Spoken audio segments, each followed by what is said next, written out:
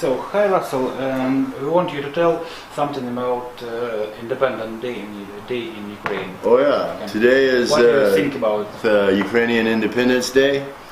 I saw a video on YouTube today. Jeffrey Payat, the U.S. ambassador and owner and master of Ukraine, congratulating the people, his new serfs and slaves, on their independence.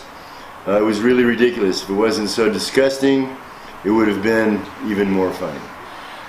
Why do you think that he is owner of Ukraine? Because that's who Poрошenko takes his orders from. Barack Obama gets his orders from the corporations and oligarchs.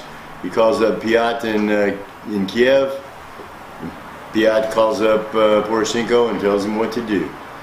The entire Ukrainian government is now the stooges and flunkies of the U.S. oligarchs. They do not represent the Ukrainian people. They represent who Barack Obama and Jeffrey Payat tell them to represent, which is other oligarchs and U.S. interests, NATO interests. And what do you think about that's happening on the front line now and the last week? Mm-hmm. Well, it's we have escalation of conflict or what? It has the conflict is escalating since the last couple of weeks. Donetsk has been getting shelled pretty heavily, although it's been quiet the last 2 or 3 nights here in town. Gorlovka and Telmanova are still getting hit very hard. Positions at the front are still getting hit very hard. There was rumors going around that today, the Independence Day, was going to be the giant, massive attack by the 90,000 Ukraine soldiers all along the front. Of course, that didn't materialize. You think that Gorlovka and Telmanova can be rounded with Ukrainian? Surrounded? No. The Ukrainians will not break through. The Ukrainians, the Novorossian army is ready to handle the Ukraine army. They got 90,000 Ukraine soldiers on the front, and 75,000 of them don't want to be there and would rather shoot their own officers and the Pravi sector Nazis that are behind them, poking them with bayonets, making them head toward the front. They'd rather shoot them than shoot at the Novorossian army. Poрошenko said that he used peacetime to make the Ukrainian army stronger. What do you think about it? Well, of course that's true. That's exactly what any crooked prestupnik like him would do. But the Ukrainian army can never ever be strong enough to defeat the Novorossian army. If they send the entire Ukrainian army here against Donbass, the entire Ukrainian army will be destroyed here in Donbass. The soldiers will die. We will take their guns and their tanks and drive them to Kiev. Do you think that Poroshenko want peace or not? No, I mean I don't think he cares either way. All he does is whatever his masters in Washington D.C. tell him to do. And Poroshenko, he's already got his stolen billions. He's rich. He doesn't have to worry about anything. He's just as comfortable in Kiev whether there's a war in Donbass or not. He just does what he's told to do by Barack Obama. And he's obviously a psychopath and a real prestupnik. And he doesn't care about killing civilians. He doesn't care. You think that Ukraine is not an independent country?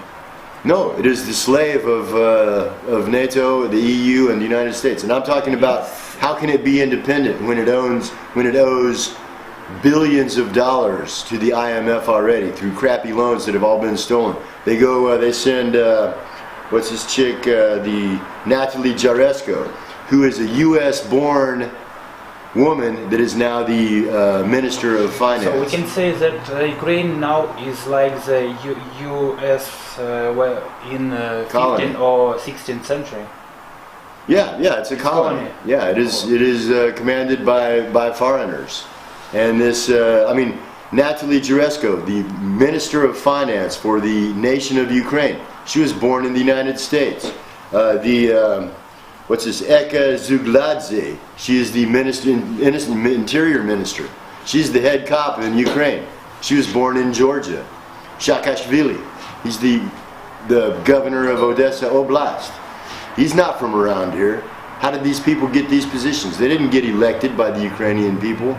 They got appointed by a crooked government that was put into power in an illegal fascist coup. And so how's their independence there? The Ukrainian nation since Maidan has only been dragged through the mud, and the quality of life in Western Ukraine has deteriorated. Look how the economy has deteriorated in the last year and a half. Look how the reputation of Ukraine. Ukraine has a worldwide reputation now as war criminals and Nazis, as psychopaths and baby killers. That's the reputation that Ukraine has after only a year and a half of U.S. prosperity and democracy. I mean, their economy is in a shambles, their reputation is terrible, their army is whipped like a yard dog, beaten every time they come up against the Novorossia army. We got citizens here who volunteered less than a year ago to defend their homes, and they now whip the Ukrainian army every time they get near them. And you know, the Ukrainian army gets hundreds of millions, billions of dollars from the U.S. government, and yet they can't advance 1 mile. In fact, they're lucky that we're not advancing against them right now, because we could if we wanted to.